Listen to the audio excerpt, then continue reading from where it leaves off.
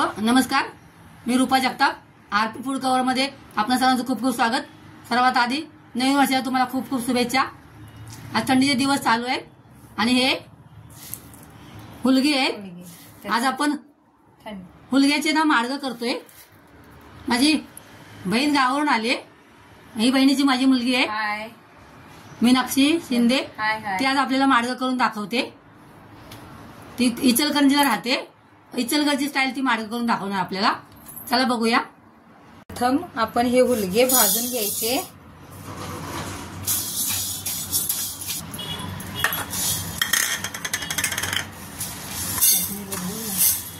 तांदळाची कणी आहे थोडी अर्धी वाटी, ती थोडीशी भाजून घ्यायची.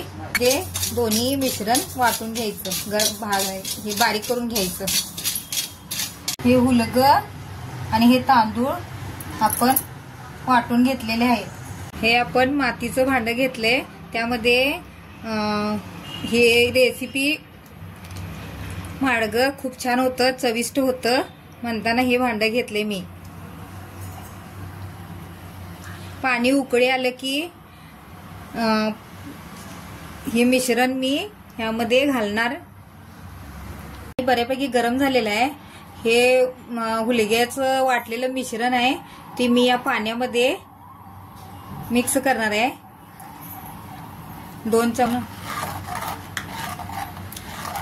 असं हलवत राहणार आहे ते जेणेकरून त्याच्या गाठी होणार नाहीत. हे थंडीत आणि पावसाळ्यात पौष्टिक आहार आहे. आजारी माणसांसाठी ताप थंड खोकला आला तर हे माडग लवकर बरे होतात. मी 2 चमचे तांदूळ बारीक केलेलं खूप मोठं मीठ घालते.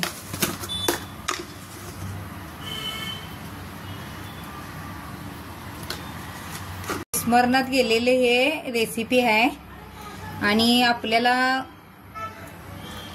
ही रेसिपी पूर्वी लोक भरपूर करत होती. आता नवीन पिढींना माहिती नाहीये. आपल्या आवडीनुसार ह्यात गूळ घालायचंय. मी ह्यात थोडा गूळ टाकलाय एक चमचाभर. तुम्हाला जसं आवडतं तसं तुम्ही टाकू शकता. न गुळात ज्यांना शुगर आहे त्यांनी फक्त मीठ घालून जरी हे मिश्रण पिली तर हे ताकदवीर आहे. प्रकारे हुलग्याच्या पिठाचं गाडग्यातलं माडग तयार झालेलं आहे. मी आता हे काढून दाखवते.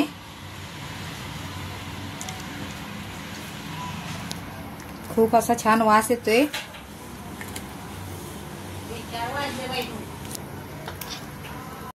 खूपच छान हे माडग झालेलं आहे आणि तुम्हाला पण खूप आवडेल. माझ्या मावशीने मला रेसिपी करायला दिली. छान वाटलं. असंच माझ्या मावशीला लाईक करा, सबस्क्राईब करा आणि नवनवीन व्हिडिओ बघत राहा. थँक्यू. विस्मृतीत गेलेली माझी ही रेसिपी मी परत तुमच्या समोर आणलेली आहे. तुम्हाला जर माझी ही रेसिपी आवडली असल्यास लाईक आणि सबस्क्राईब करा. ही रेसिपी हे माडग खूप शक्तिवर्धक असतं. आजारी माणसांना ताप थंडी आली असेल हे दिलं तर पटकन माणसं बरी होतात.